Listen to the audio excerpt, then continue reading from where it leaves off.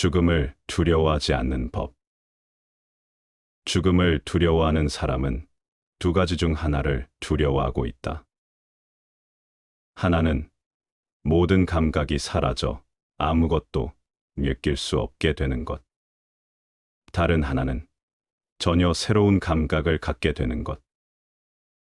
만약 죽음이 모든 감각을 소멸시키는 일이라면 그 순간 이후 우리는 고통도, 불안도, 슬픔도 느끼지 못할 것이다. 그 어떤 감정도, 기억도, 자각도 없다면 그것이 어떻게 우리에게 해가 될 수 있겠는가? 무는 어떤 고통도 품지 않는다. 그저 고요할 뿐이다. 그렇다면 우리는 무엇을 두려워해야 한단 말인가? 반대로 죽음이 새로운 감각을 갖게 하는 것이라면 그것은 또 하나의 시작이다. 우리는 새로운 형태의 존재가 되는 것이며 그 순간 생명이 끝났다고 할 수 없다. 단지 지금의 모습이 변화할 뿐이다.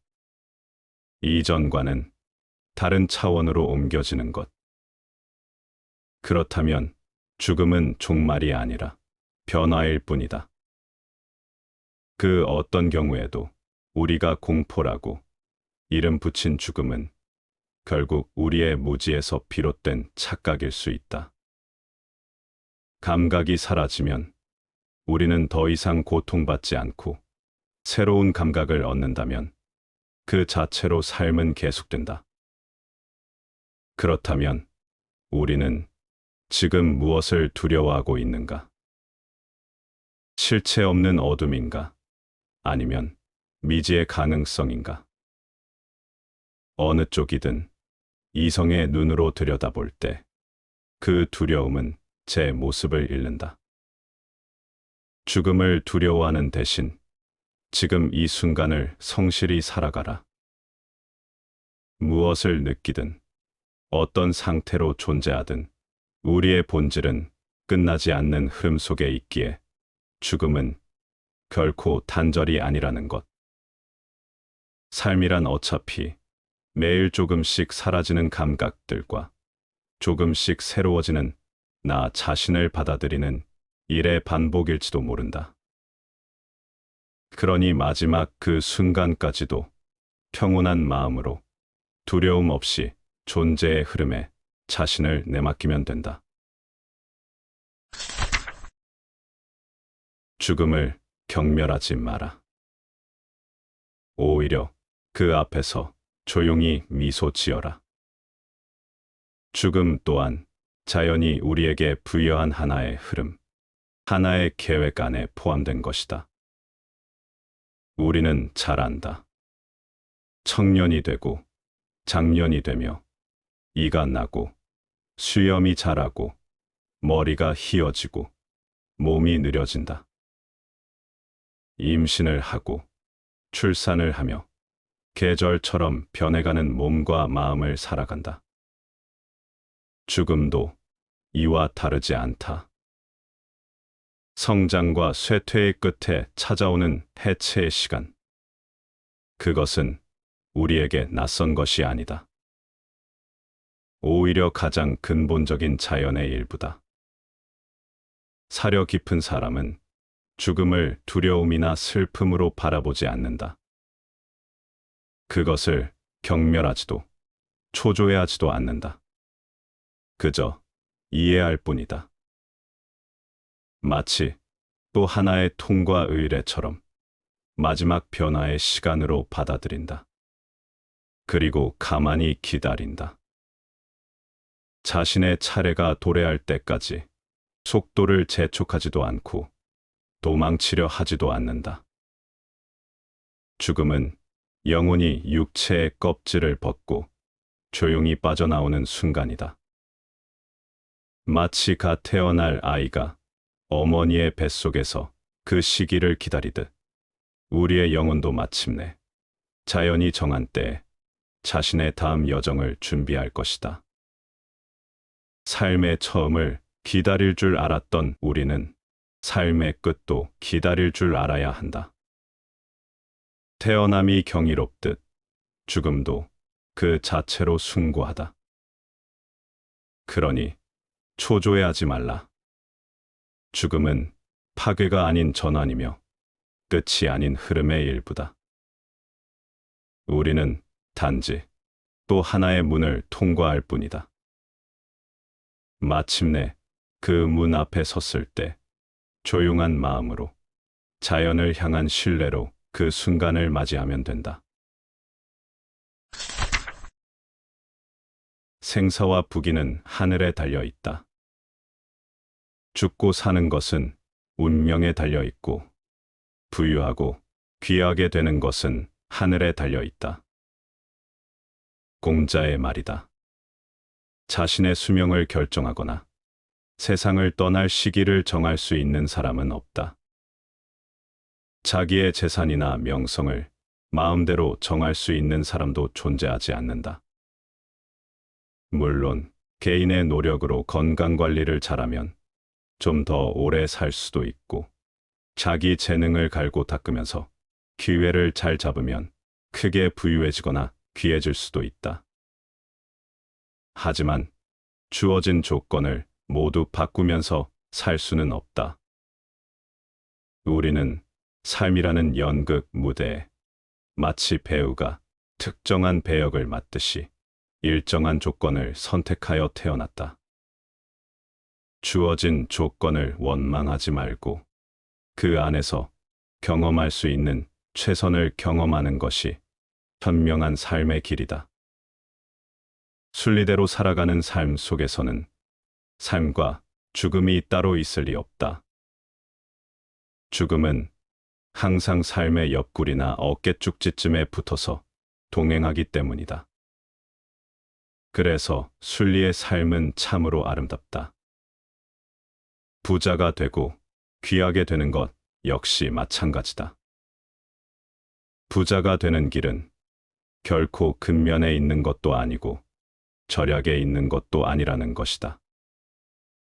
그것은 보다 나은 자연의 순리에서 찾아야 한다. 적당한 시기에 옳은 장소에 있어야 한다. 그래서 순리의 삶은 아름답다. 부질없이 바쁘게 지내지 마라. 모든 일에는 분수가 이미 정해져 있거늘 세상 사람들은 헛되이 스스로 조급해한다. 삶의 큰 흐름은 어느 정도 정해져 있다. 운명의 물줄기를 완전히 거꾸로 돌려버리기는 힘들다. 강이 바다로 흘러가듯 순리대로 흘러가는 것을 거꾸로 돌려버리려고 부질없이 바쁘게 지내는 것은 어리석다. 파도 타기를 하듯 흐름을 타면서 살아가야 한다. 흐름이 정해져 있다고 해서 운명에 따라야만 하는 것은 아니다. 사람에게는 자유의지가 있고 언제나 미세 조정은 가능하다. 바다로 흘러가는 물줄기를 완전히 돌려놓을 수는 없지만 큰 바위를 둘러서 갈지 부딪히며 갈지는 조정할 수 있다. 분수라는 말을 사전에서는 타고난 운수라고 풀이하며 제 몸에 알맞은 분한이라고 덧붙인다. 그러나 인생을 살면서 타고난 운수가 있다는 한계를 긋는 것은 옳지 않다. 분수를 지키라는 말은 스스로의 한계점을 설정하라는 말이 아니라 모든 일에 있어서 지나치지 않게 행동하여 후회하는 일이 없도록 하라는 뜻이다. 삶은 움직임 속에 있다. 그러나 어떤 경우에라도 과격하지 마라. 과로하지 말고 과묵하지도 마라. 관념하지 말 것이며 과욕하지 마라. 과민하지도 말고 과취하지 마라. 모든 일에 지나치지 않고 알맞게 행동하는 것이 분수를 지키는 일이다. 가난함과 부유함은 운명에 달려 있다. 어리석고 멍청한 사람이라도 집은 크게 부유할 수 있고, 지혜롭고 총명한 사람이라도 오히려 가난하게 살 수 있다. 모든 것은 그때에 이미 정해져 있으니 헤아려 보면 운명에서 말미암은 것이지 사람에게서 말미암은 것은 아니다. 전국시대 도가 사상가 열자의 말이다. 집안의 권세나 부유함은 사람의 재주나 외모에 달린 것이 아니다. 지혜롭고 총명한 사람이라고 해서 모두 부귀를 누릴 수 있는 것도 아니고, 어리석고 장애가 있는 사람이라고 해서 가난한 것만이 아니다. 부귀와 권력이 덕에 달린 것도 아니다. 덕이 많은 군자가 가난할 수 있고, 소인배가 부유할 수 있다. 부귀와 권력은 운명이라 부르는 이 삶을 준비할 때 우리의 선택에 달린 것인지도 모른다. 몽테뉴가 말했다. 운명은 우리를 행복하게도 불행하게도 만들지 않는다. 다만 그 재료와 씨앗을 우리에게 제공해 줄 뿐이다. 나쁜 씨앗에서 좋은 곡식을 얻을 수는 없다. 사람이 살아가는 일에서 지녀야 할 씨앗들은 말의 씨앗, 마음의 씨앗, 행동의 씨앗 등 수없이 많다. 운명에서 비롯되는 운명의 씨앗을 자신의 것으로 선택하라. 씨앗은 하나의 의지이며 정신이다. 하늘은 그대의 존재를 책임지지 않는다. 그대의 존재는 오로지 그대의 몫일 뿐이다. 스스로 자신의 운명을 개척하라. 축복의 때를 놓치지 마라. 화는 유행으로 면할 수 없으며 복은 거듭해서 구할 수가 없다. 경행록에 나온 말이다. 플라톤은 절호의 기회를 일컬어 무엇을 받아들이거나 무엇을 행해야 할 유일한 일순간이라고 했다. 그 일순간을 어떻게 포착하며 어떻게 획득하느냐에 따라서 운명의 갈림길이 달라지기 때문이다. 소포클레스 역시 스스로 돕지 않는 자는 기회도 힘을 빌려주지 않는다고 역설했다. 축복의 때는 바로 스스로 돕는 가운데에 있다. 무위의 나날 속으로 절호의 기회는 결코 찾아들지 않을 것이며, 안일의 나날 속으로 축복의 때는 결코 찾아들지 않을 것이다. 오비디우스가 말했다. 기회의 영토는 도처에 있다. 자신의 갈고리를 항상 늘어뜨려 둘 일이다. 그대가 예기치 않았던 소용돌이의 고기가 있다.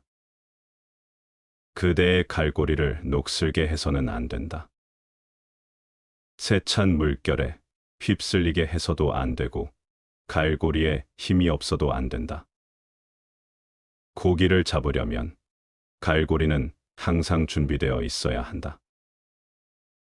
때를 놓치면 아무 쓸모가 없다.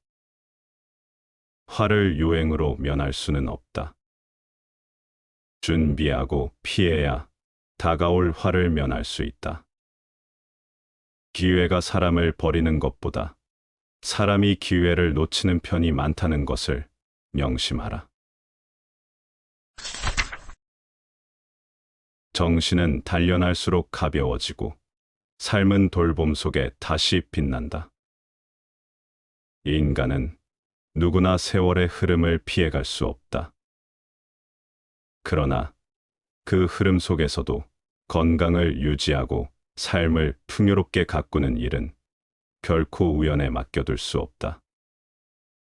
나이가 들어갈수록 우리는 의도적으로 자신을 돌봐야 한다. 절제된 식습관, 적절한 운동, 균형 잡힌 체력 관리. 이 모든 것이 노년기의 기본을 지탱하는 토대가 된다. 그러나 진정으로 중요한 것은 육체가 아니라 정신이다. 몸이 잠시 지쳐도 휴식을 통해 회복할 수 있지만 정신이 꺼져버리면 인생 전체가 빛을 잃는다. 기름 없이는 불꽃이 꺼지듯 정신은 관심과 훈련 없이는 서서히 어둠 속으로 가라앉는다. 육체적 운동이 땀과 고통을 수반한다면 정신적 단련은 사유와 성찰을 동반한다. 그러나 놀라운 사실은 육체는 단련할수록 무거워지지만 정신은 갈수록 가벼워진다는 것이다. 생각은 깊어질수록 자유로워지고 사유는 반복될수록 명료해진다. 자신을 단순히 버티는 존재로 여기지 말라. 오히려 이 시기는 정신적 정수를 완성하는 시간이며 인생이라는 긴 여정을 관조하는 시기다. 매일의 일상 속에서 자신을 돌보며 육체를 정갈히 하고 정신을 깨우는 일에 게으르지 않아야 한다. 독서와 사유, 음악과 대화, 침묵과 기도. 이 모든 것은 정신의 등불을 지켜주는 소중한 기름이다. 무거운 육신을 이끌고도 가벼운 마음으로 세상을 바라보는 이가 진정한 노년의 주인이다. 나이가 들수록 외적인 힘은 약해질 수 있지만 그 누구도 우리의 정신적 젊음과 자유까지는 빼앗을 수 없다. 모든 열매는 때가 되면 떨어지고 인생 역시 그러하다. 나무에 달린 열매는 어느 정도 숙성되면 스스로 가지에서 떨어지며 들판의 곡식 또한 시간이 무르익으면 자연스럽게 고개를 숙인다. 이와 같이 인간의 삶 또한 언젠가는 마침표를 찍을 때가 오기 마련이다. 이는 비극이 아니라 자연의 장대한 리듬 속에 포함된 위대한 법칙이다. 모든 서사에는 끝이 있고 모든 드라마에는 엔딩이 필요하다.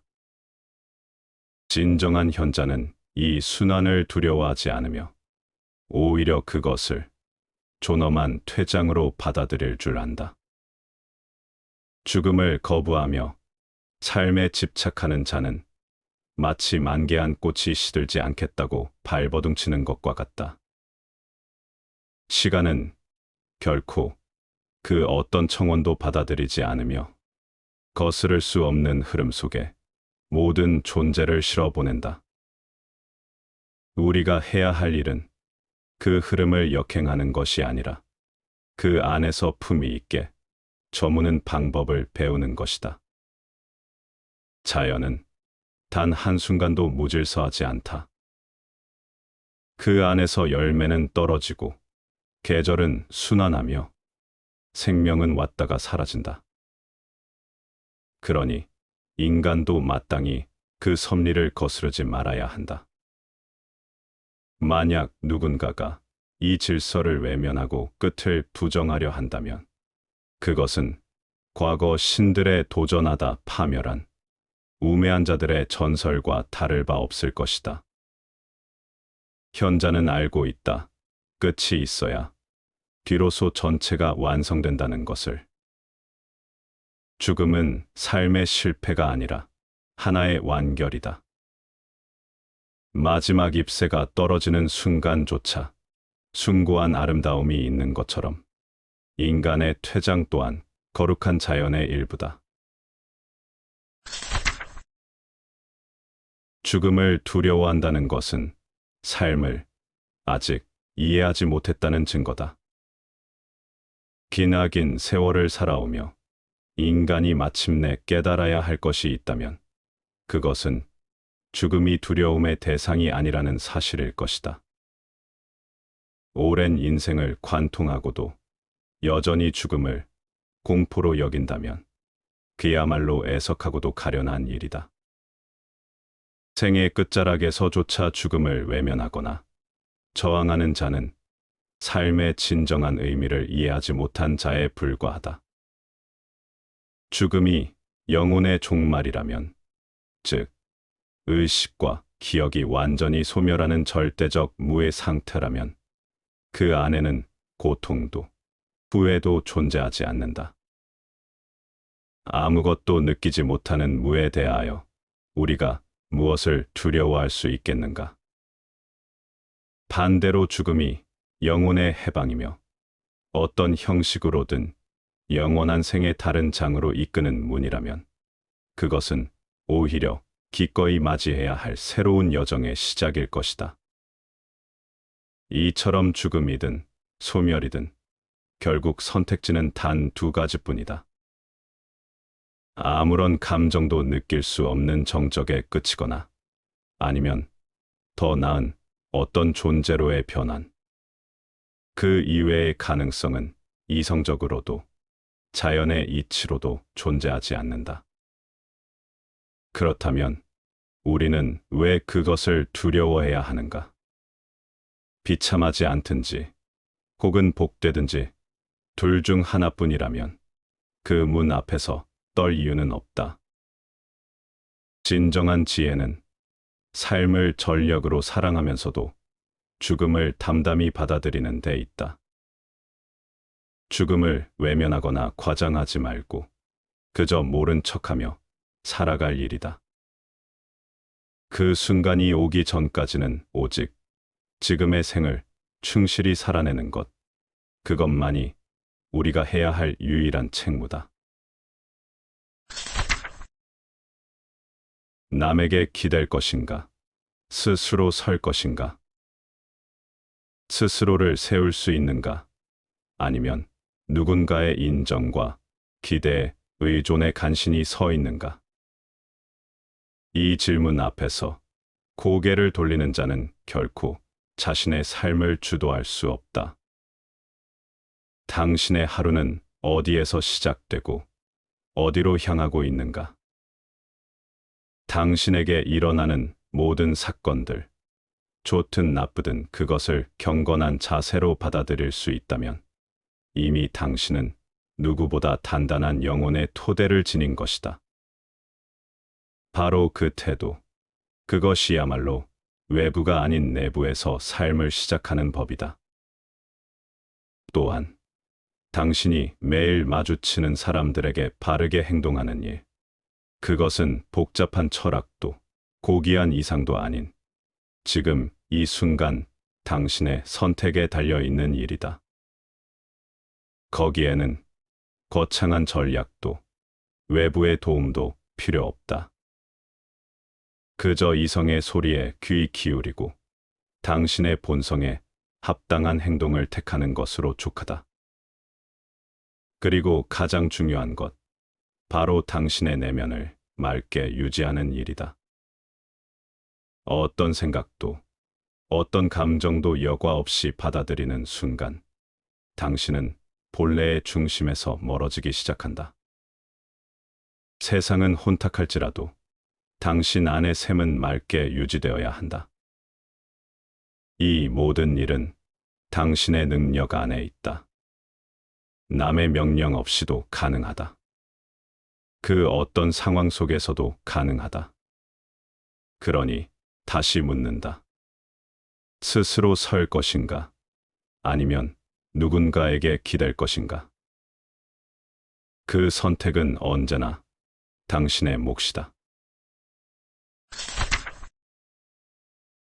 우정의 영원한 본질과 변치 않는 가치. 만일 우정을 지탱하는 힘이 단순한 이익에 기인한다면 그 이익이 사라지는 순간 우정 또한 허망하게 흩어지고 말 것이다. 그러나 진정한 우정은 그러한 덧없는 이해관계에 의존하지 않는다. 그것은 인간 본성의 가장 깊은 곳에서 피어나는 순수한 유대이며 세상의 어떤 변화 속에서도 꺼지지 않는 불꽃과도 같다. 인간의 본성은 쉽게 바뀌지 않는다. 우리가 진정한 우정을 나누는 사람은 순간적인 유익 때문이 아니라 우리 내면의 가치와 정신적 연대가 맞닿아 있기 때문이다.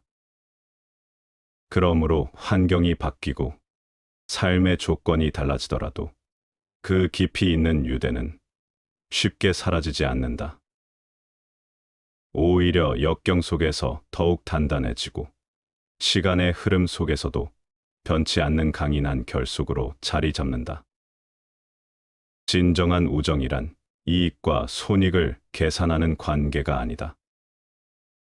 그것은 서로를 있는 그대로 받아들이고 함께 성장하며 어떠한 시련 속에서도 곁을 지키는 관계다.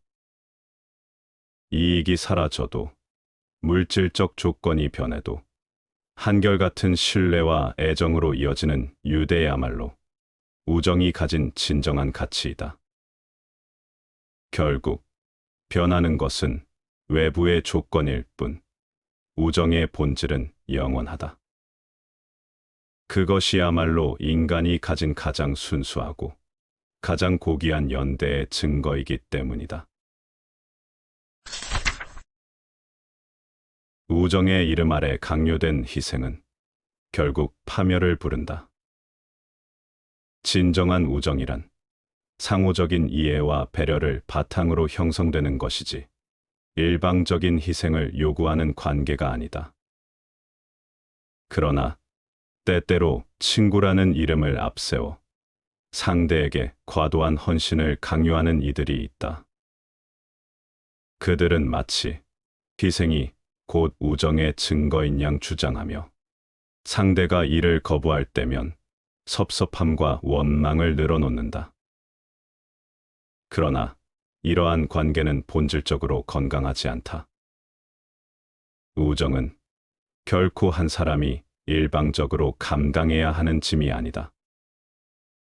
만약 한쪽의 희생만을 당연하게 여기고 지속적으로 부담을 가중시킨다면 그 우정은 결코 오래갈 수 없다. 억눌린 불만은 결국 갈등을 낳고 관계는 피로와 불신 속에서 서서히 무너질 것이다. 우정이란 서로의 존재를 존중하는 데서 비롯된다. 그것은 이해와 공감을 바탕으로 한 균형이 있는 관계여야 하며 일방적인 희생과 강요가 지속되는 순간 우정의 본질은 퇴색된다. 아무리 오랜 시간 함께해온 관계라 할지라도 그 속에서 진정한 존중과 배려가 사라진다면 결국 파국을 맞이하게 된다. 진정한 친구란 서로를 착취하는 존재가 아니다. 우정의 이름 아래 강요된 희생이 계속된다면 그 관계를 다시 돌아볼 필요가 있다. 우정은 억지로 유지해야 하는 의무가 아니라 함께할 때 자연스럽게 행복을 느낄 수 있는 것이어야 하기 때문이다. 본래의 소리를 듣는 방법. 마음을 비우고자 한다면 무엇보다 먼저 듣는 법을 익혀야 한다. 하지만 그것은 단순한 소리를 듣는 것이 아니라 존재의 본질에 귀 기울이는 일이다. 이를 위해서는 불필요한 말과 잡음을 멀리해야 하며 고요 속에서 스스로를 마주할 용기를 가져야 한다. 내면의 소리에 집중하는 시간 없이 진정한 깨달음이 찾아오기를 기대할 수 없다. 현대 문명의 소음은 우리 마음을 흐트러뜨리고 산란하게 만든다. 기계음과 인공적인 소리는 순간적인 자극만을 줄 뿐 생명의 흐름을 담고 있지 않다. 그러나 자연의 소리는 다르다. 바람이 나뭇잎을 흔드는 소리, 물이 흐르는 소리, 새벽을 깨우는 새소리는 온전한 조화 속에서 존재하며 듣는 이의 마음을 씻어내고 맑게 한다. 그러나 가장 중요한 것은 밖에서 들려오는 소리가 아니라 우리 내면에서 울려 퍼지는 소리다. 스스로의 마음 깊숙이 흐르는 본래의 소리에 귀 기울일 때 우리는 진정한 평온을 찾을 수 있다. 그것이야말로 본래 청정한 우리의 자리이며 깨달음으로 가는 길이다. 자연의 이치 속에서 삶을 배우다. 봄에는 푸르게 움트고, 여름에는 무성하게 자라며, 가을에는 황금빛으로 익어가고, 겨울에는 말문을 닫고 깊이 여무는 것이 자연의 이치다. 이는 단순한 계절의 순환이 아니라 우리 인간이 본받아야 할 생명의 섭리이기도 하다. 자연은 늘 침묵 속에서 깊은 가르침을 전하지만 우리는 그 소리에 얼마나 귀 기울이고 있는가.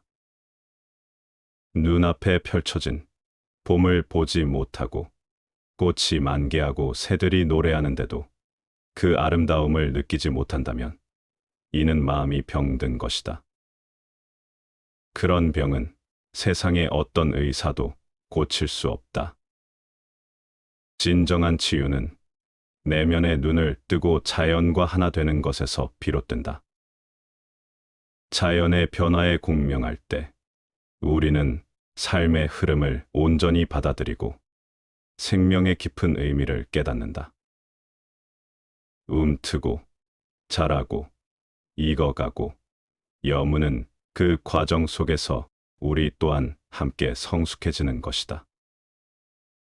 봄의 따스함을 느끼고 여름의 뜨거운 햇살을 견디며 가을의 풍요로움을 감사하고 겨울의 고요 속에서 자신을 성찰할 수 있을 때 비로소 우리는 자연과 조화를 이루는 진정한 삶을 살아가게 된다. 따뜻한 가슴이야말로 진정한 풍요다. 청비는 단순한 가난이 아니다. 그것은 맑고 깨끗한 가난, 물질에 얽매이지 않고도 삶의 진정한 가치를 누리는 경지다. 그러나 이 청빈의 덕은 결코 냉랭한 마음에서 자라지 않는다. 따뜻한 가슴, 타인을 향한 연민과 자비가 없다면 청비는 그저 빈곤일 뿐이다. 사람들이 불행하다고 느끼는 이유는 돈이 부족해서가 아니다. 가슴이 차갑고 마음이 닫혀 있기 때문이다. 부유하더라도 메마른 마음으로 살아가는 이는 늘 결핍을 느낀다.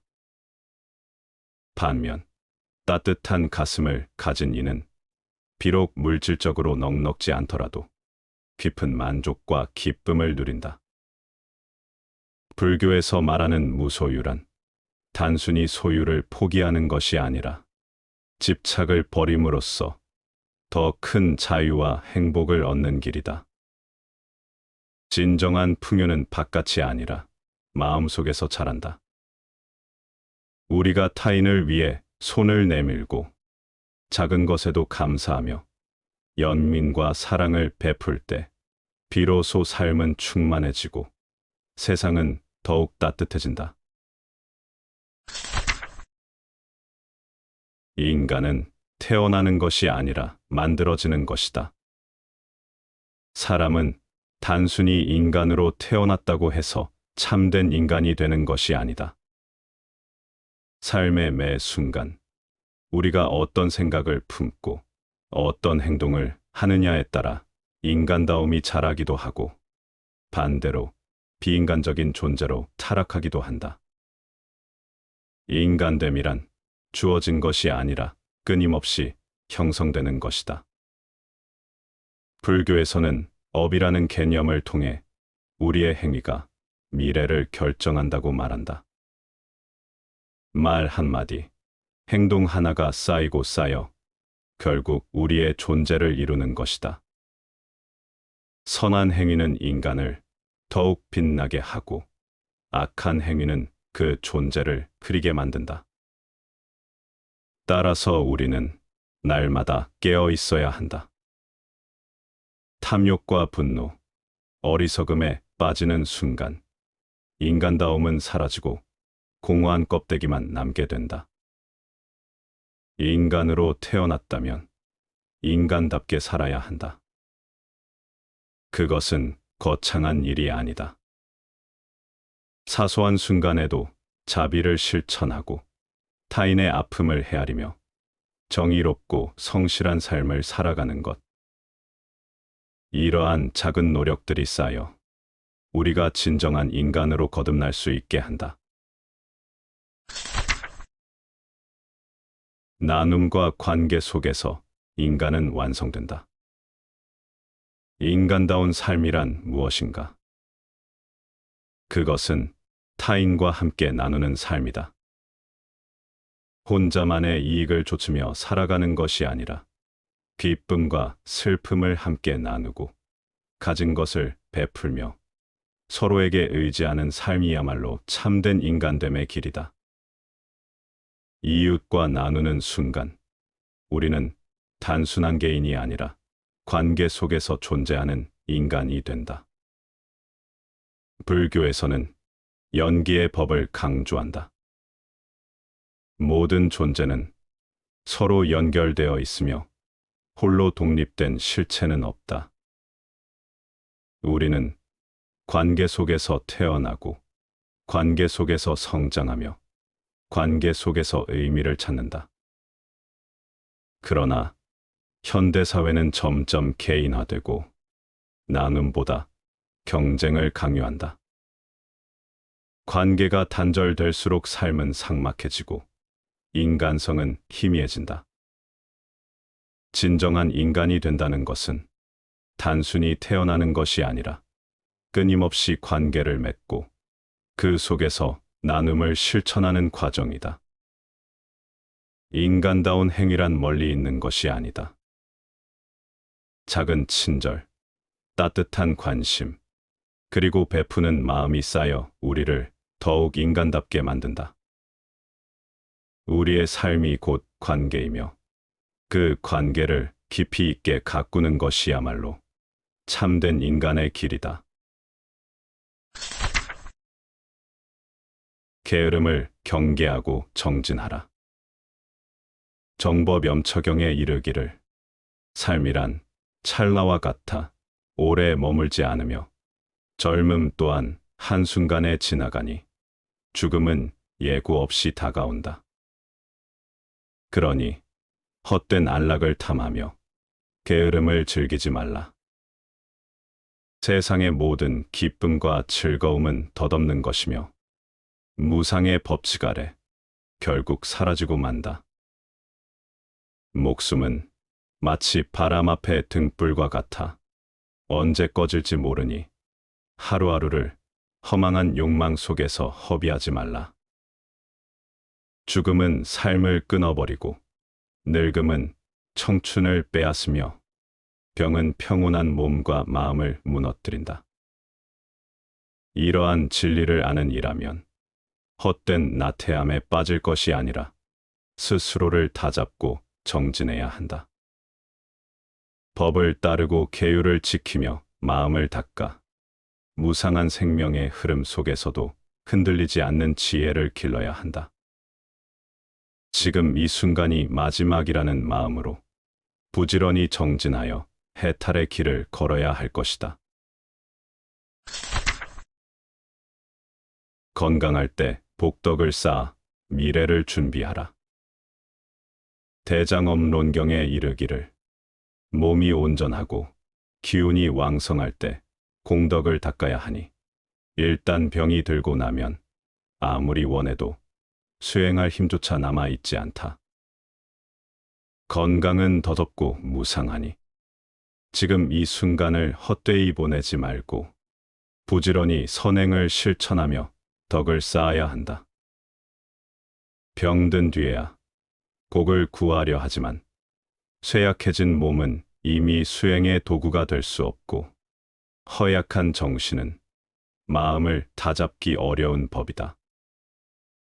그러므로 늦기 전에 정진하여 복덕을 기르고 깨달음의 길로 나아가야 한다. 삶은 덧없고 죽음은 기약이 없다. 법구비유경에 이르기를 예로부터 인간에게는 피할 수 없는 네 가지 두려움이 있다.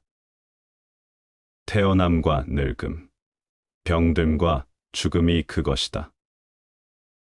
생명은 한순간도 멈추지 않고 소멸을 향해 나아가며 모든 존재는 무상하여 오래 머무를 수 없다. 하루가 저물어 가듯 우리 목숨 또한 쉬지 않고 줄어들고 있다.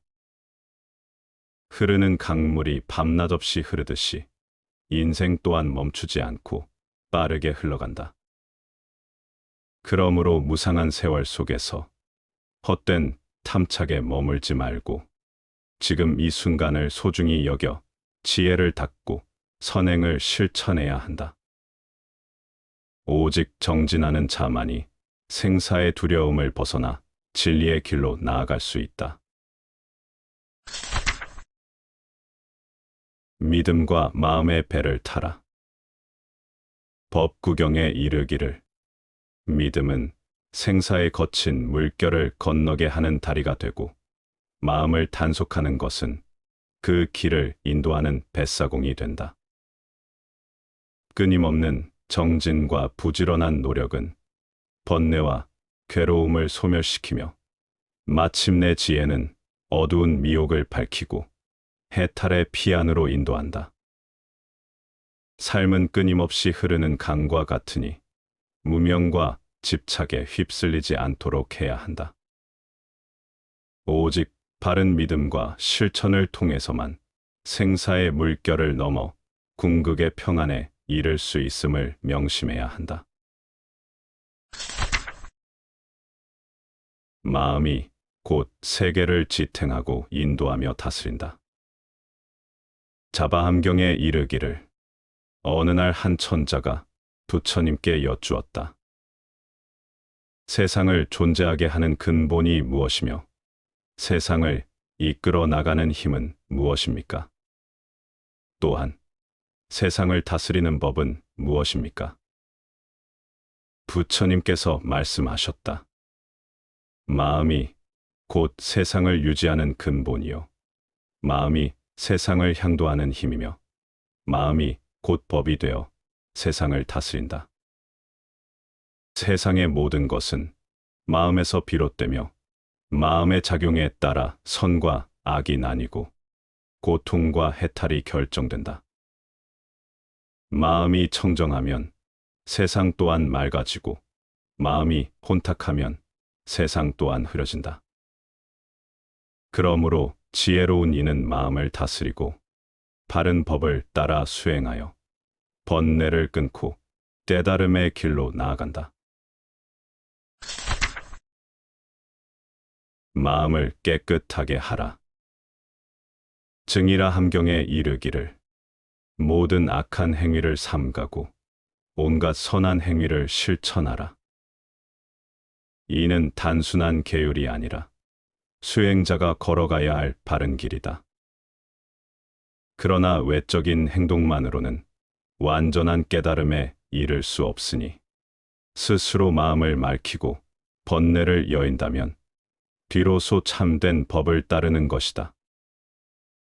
선을 행하고 악을 멀리하며 탐욕과 성냄, 어리석음을 버리고 지혜로 마음을 채우는 것이야말로 부처님의 가르침을 온전히 따르는 길이다. 마음의 네 가지 병을 다스려라. 헌겁경에 이르기를 사람의 마음에는 네 가지 병이 자리하니 첫째는 탐욕과 음욕으로 인한 끝없는 갈망이며 둘째는 분노와 미움으로 인해 스스로를 태우는 불길이다. 셋째는 어리석음으로 인해 진리를 보지 못하는 혼탁함이며 넷째는 암만심으로 인해 자아에 집착하는 것이다. 이 네 가지 병은 마음을 어둡게 하고 수행의 길을 막으니 오직 지혜의 빛을 밝히는 자만이 이를 극복할 수 있다.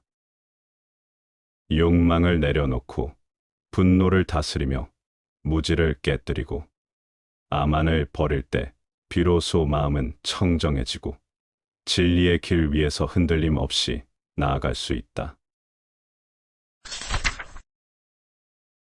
산란한 마음을 다스려 지혜의 그릇을 채우라. 보리행경에 이르기를 중병에 걸리면 몸이 편치 않듯이 마음이 산란하면 그 어떤 일도 감당하기 어렵다. 안정되지 않은 마음은 바람에 흔들리는 물결과 같아 참된 진리를 담아낼 수 없다. 그러므로 마음이 흐트러질 때는 깊이 듣고 신중히 사유하며 세밀히 관찰하여 그 본질을 꿰뚫어야 한다.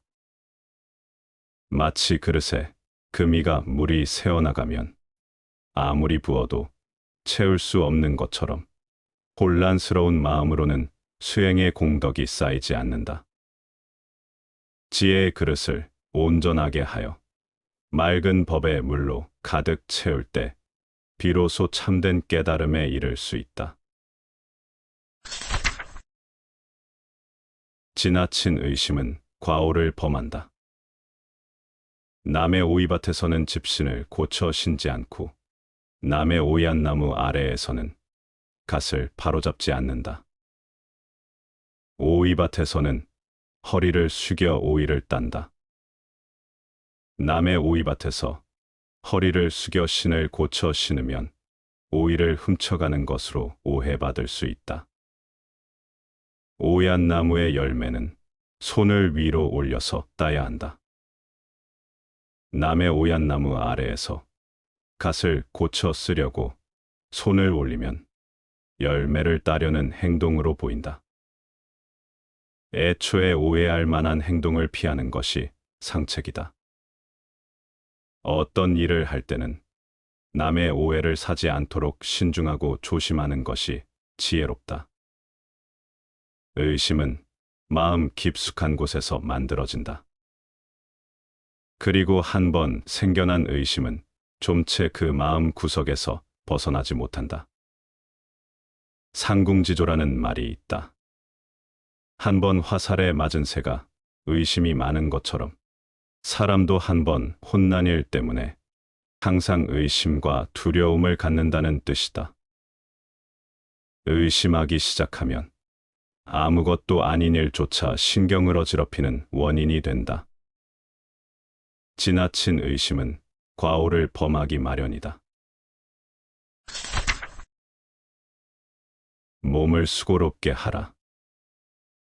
마음은 편안하게 하더라도 몸은 수고롭게 하지 않을 수 없고 도를 즐기더라도 몸가짐은 근심하지 않을 수 없다.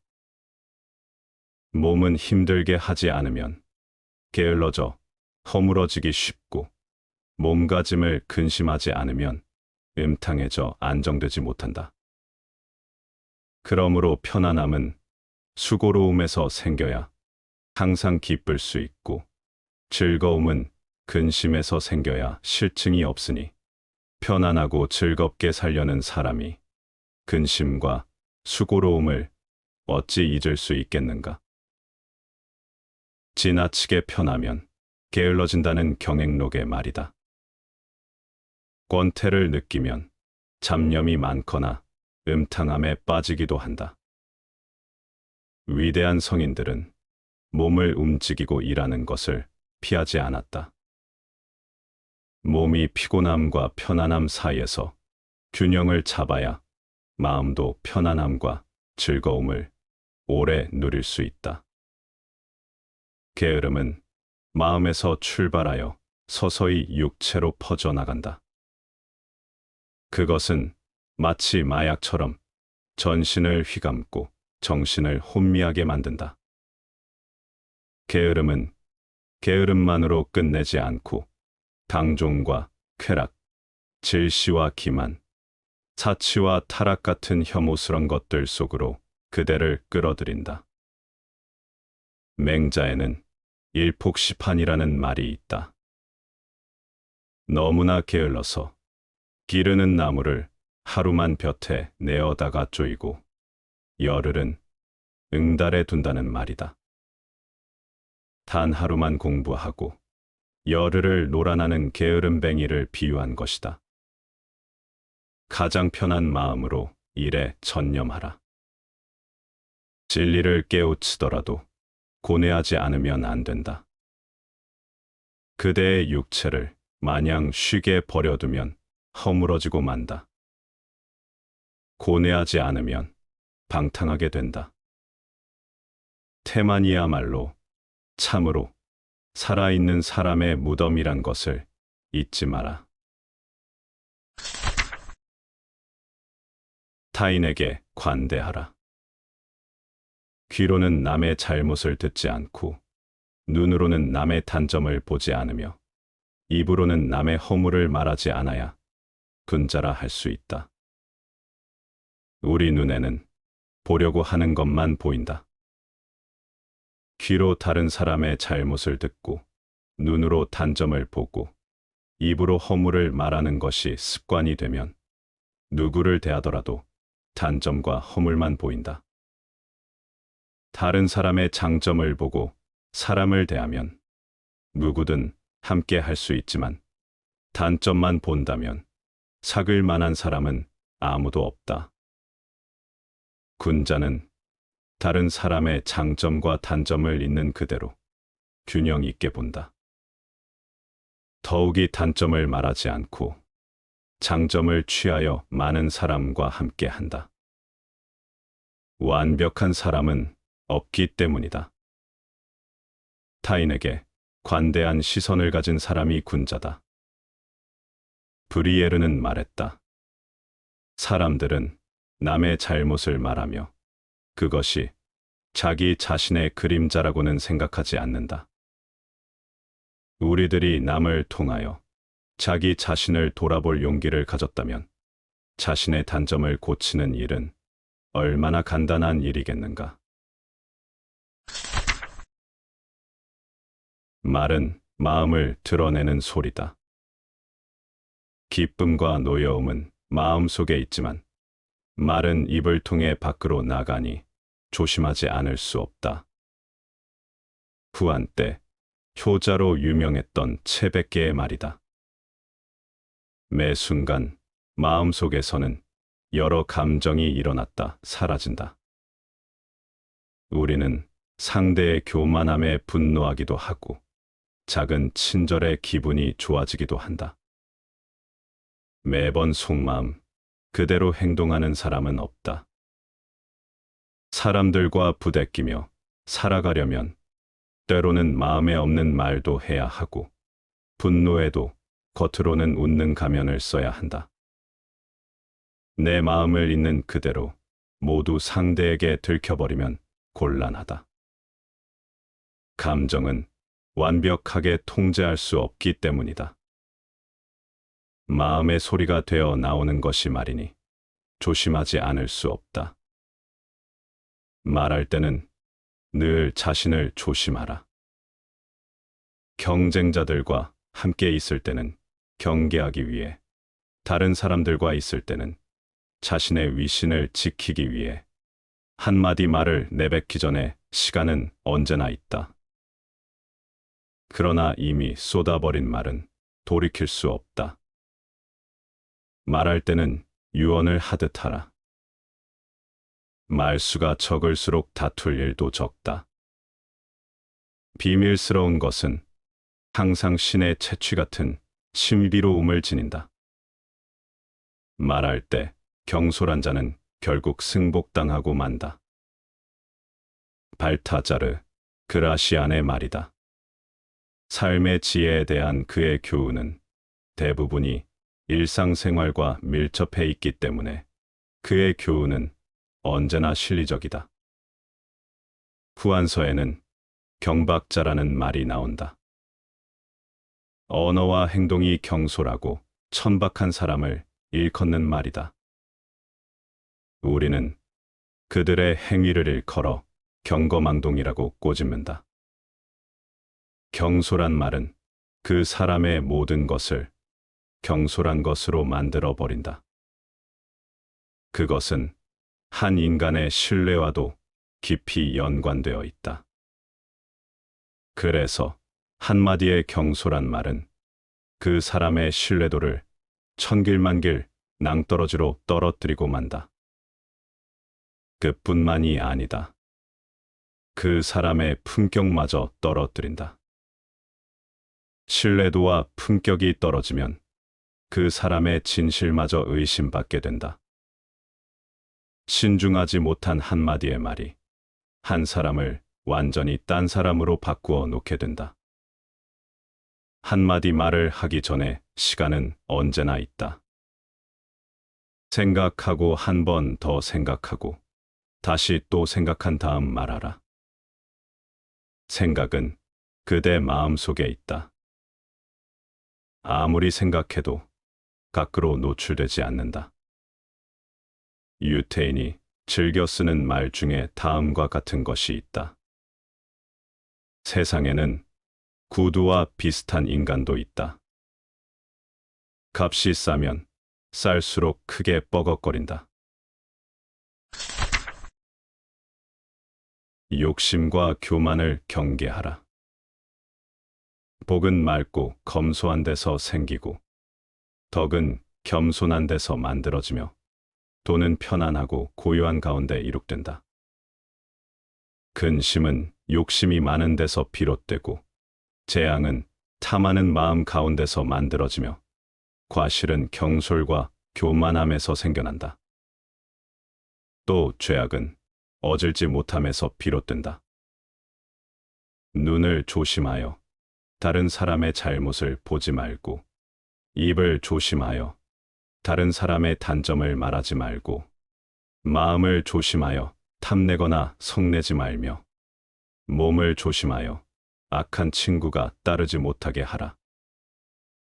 무익한 말을 삼갈 것이며 나와 관계없는 일에 참견하지 마라. 임금을 존경하고 부모에게 효도하며 어른을 공경하고 덕 있는 사람을 받들며 어진 사람과 어리석은 사람을 분별하고 무식한 사람을 용서하라. 사물이 순리로 오면 물리치지 말고 이미 지나갔으면 뒤쫓지 마라. 몸이 불우한 지경에 있더라도 달하지 말고 일이 이미 지나갔으면 생각하지 마라.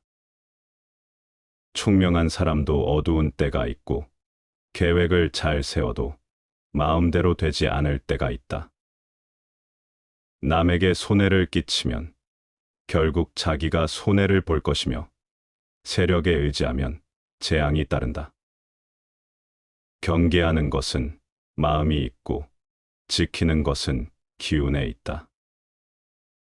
절약하지 않으면 집을 망치고 청렴하지 않으면 지위를 잃는다. 평생토록 스스로 경계하기를 권고한다. 탄식하고 두렵게 여겨 잘 생각토록 하라. 위로는 하늘이 내려다보시고 아래로는 땅의 신령이 살핀다. 밝은 곳에는 삼법이 이어 있고 어두운 곳에는 귀신이 따른다. 오직 다른 것을 지키고 마음을 속이지 말 것이며 늘 경계하라. 도교의 성유신문에서 전해진 말이다. 욕심이 많으면 항상 무엇인가를 손에 넣고자 하니 만족스러운 상황이 없고 마음이 편치 않다. 대나무 속처럼 텅텅 비어 욕심이 없다면 근심할 것도 없다. 자기 분수 이상의 것을 탐내면 무리수를 두게 되고 재앙을 불러올 수 있다. 경솔하고 교만하면 다른 사람의 감정을 헤아리지 못하고 실수하기 마련이다. 어진 마음은 남을 사랑하고 헤아리는 마음이다. 어질지 못하면 다른 사람에게 죄를 짓게 된다. 재물은 사람에게 순리대로 온다. 사람이 재물을 쫓으면 멀리 달아나지만 나답게 살아가면 재물이 모인다. 자기의 본성과 고유의 리듬을 잃지 않도록 해야 한다. 때를 만나지 못하고 일이 지나가 버렸다면 아쉬워한들 소용없다. 그저 내 것이 아니었다고 생각하고 놓아주어야 한다. 이미 지나간 것은 생각하지 말라. 아무리 총명한 사람이라도 사리 판단이 어두울 때가 있고 계획을 잘 세웠더라도 운이 따르지 않을 때가 있다. 모든 일에 여유를 갖고 그 흐름에 몸을 맡기는 것이 현명하다. 일수사견이라는 말이 있다. 흘러가는 물을 보면서도 사람은 마시는 물로 보고 물고기는 그들의 서식지로 본다. 귀신은 피가 흐르는 것으로 보고 천인은 보물로 장식된 땅으로 본다는 것이다. 사람들은 모두 자신의 입장에서 생각하고 행동한다. 모든 것을 자신만의 잣대로 자기의 이익과 연관 지으려 한다. 모든 면에서 이익만큼 인간을 움직이게 하는 지렛대는 없다. 모든 것이 이익이라는 사물에서 비롯된다. 축복이나 도덕도 이익과 손해라는 저울대에서 가늠된다. 그것이 오늘의 현실이다. 나라가 그렇고 이웃이 그렇고 친구가 그렇다. 그것을 가늠질하며 살아가는 삶의 터전은 시시비비가 많기 마련이다. 사람들은 흔히 자기보다 약한 자를 좋아하면서 강한 자를 필요로 한다. 자기보다 적게 가진 자를 좋아하면서 많이 가진 자를 필요로 한다.